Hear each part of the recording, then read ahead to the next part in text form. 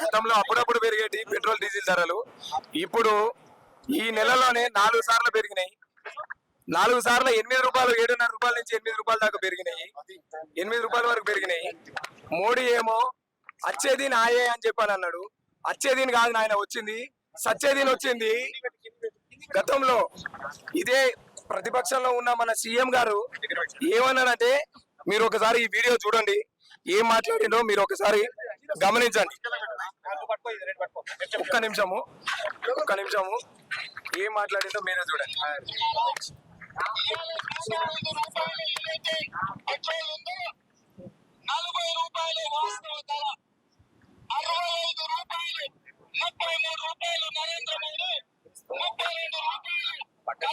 చంద్రశేఖర్ రావు గారు మన జేబులు చిల్లి పెడుతుండు. ఈ జేబు దొంగలు ఇవాళ మనల్ని విన్నారు కదా. మరి ఈ డబ్బులు ఇప్పుడు ఎవరి జేబులో పోతున్నాయి? రేవంత్ రెడ్డి గారు ఎవరి జేబులో? మోడీ జేబులో పోతున్నాయా, నీ జేబులో పోతున్నాయా? మరి నువ్వన్న మాటలే కదా. ఒకసారి నువ్వన్న మాటలే ఒకసారి మళ్ళా వినుకొని ఒకసారి చూస్తే చాలా మంచిది. మొన్నటి వరకు పక్క రాష్ట్రంలో ఎలక్షన్లు ఉన్నంత సేపు మాయ మాటలు చెప్పిర్రు. ఎలక్షన్లు అయినా నెక్స్ట్ రోజే కమర్షియల్ గ్యాస్ 1000 రూపాయలు పెంచారు. చిన్న చిన్న హోటళ్లు అవన్నీ మూతపడ్డాయి. ఏదైతే హోటల్లో ఒకటి దోశ చేస్తే ఇడ్లీ చేయడు, ఇడ్లీ చేస్తే దోశ చేయడు, చట్నీ ఉండదు. వానికి కారణం ఏంది? ఈ అవసరాలు కావాల్సిన ఈ కమర్షియల్ సిలిండర్ ఏదైతే ఉందో అది పెరగటం వల్లనే వాళ్ళందరూ కూడా రోడ్డు పాలయ్యే పరిస్థితికి వచ్చింది.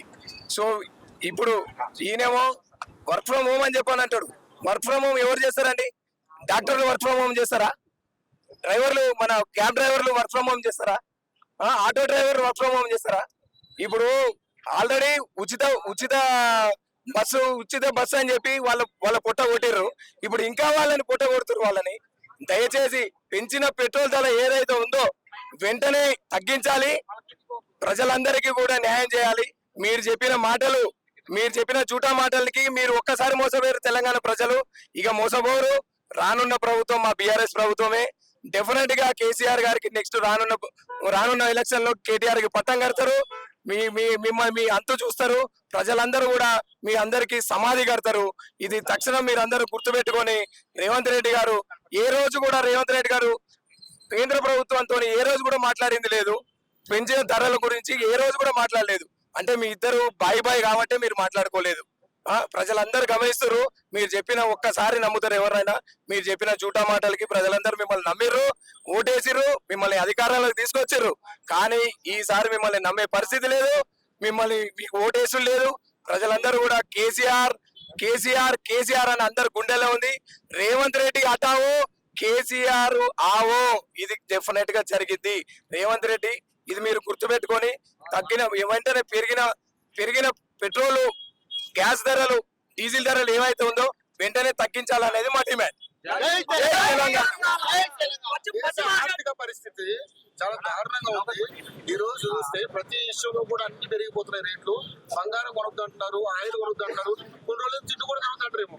ఏది మరి దేశ ఈ పరిస్థితి రావడానికి కారణం ఏంటి అన్న? నేను ఒక మాట చెప్తానన్నా. ఇదివరకు తెలంగాణలో అందరూ కూడా హైదరాబాద్కి వస్తే ఉపాధి కలిగితే బతకచ్చు అనేది ఒక ఇష్యూ ఉండే. అందరూ తెలంగాణకు వచ్చి బతికేటోళ్ళు. ఇప్పుడు ఇక్కడ ఉన్న వాళ్ళందరూ కూడా 30-40 వేలు జీతం చేసుకునేటోళ్ళు కూడా బతికే పరిస్థితి లేదు. వాళ్ళు ట్రావెలింగ్ ఖర్చులు ఏంది? రేపు ర్యాపిడో వర్క్ ఫ్రమ్ హోమ్ అంటే ర్యాపిడో వాడు వస్తాడు, ర్యాపిడో వాడు ఏం కావాలా? లేకపోతే ఈ క్యాబ్ డ్రైవర్లు ఏం కావాలా? అందరు కూడా ఊళ్ళకి మళ్ళా ఎనికిపోతుర్రు. తెలంగాణ మొత్తం గాడిన పడ్డది. మళ్ళా కేసీఆర్ గారు వస్తే మళ్ళా బంగారు తెలంగాణ జరుగుతుందని ప్రజల్లో ఇప్పుడు బాగా నమ్మకం ఏర్పడ్డది. సో నెక్స్ట్ వచ్చే ప్రభుత్వం కేసీఆర్ ప్రభుత్వమే. సో మోడీ ఎప్పుడు కూడా నెక్స్ట్ సారి మోడీ రాడన్నా, కావాలనే మోడీ ఇవన్నీ చేస్తాడు. ఆయన ఒక పెద్ద తరగతి ఏది కూడా చేయట్లేడు. ఆయన ప్రజలకు చెప్తాడు. ఆయనేమో వేరే కంట్రీలో ఎక్కడ పోయి వీళ్ళకి మెలోడీ చాక్లెట్ ఇస్తాడు ఆయన. ఇది ఆయన చేసే ప్రభుత్వం. బీజేపీ వాళ్ళు మాట్లాడుతూ మా నెక్స్ట్ టార్గెట్ తెలంగాణనే, ఖచ్చితంగా అధికారంలోకి వస్తాం తెలంగాణలో అని వాళ్ళు కూడా విశ్వాసం. సరే వాళ్ళు వస్తారు కదా, వచ్చినప్పుడు చూద్దాం. వాళ్ళు ఏ పాటికి వస్తారో చూద్దాము. ప్రజలేం ఉత్తర్వులు కాదు, ప్రజలు అన్ని గమనిస్తారు.